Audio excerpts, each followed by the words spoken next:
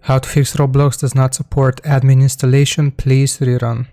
You want to open up your computer search, and here we're simply going to search for Roblox, and you should see your application like so.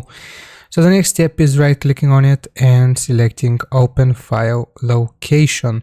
Now this should give us the location of the Roblox player, but we need to repeat this step. So right click on it, select properties once more and select open file location. So as you can see right here, we have the player launcher, the player beta and the player installer. Now this is what we need to change, the Roblox player installer. So right click on it and select properties. So from here, all we gotta do is go to the compatibility tab, click on it, and then we need to disable this option right here, run this program as an administrator. And then we need to disable full screen optimizations, and just in case we have to enable this as well, run this program in compatibility mode for Windows 8.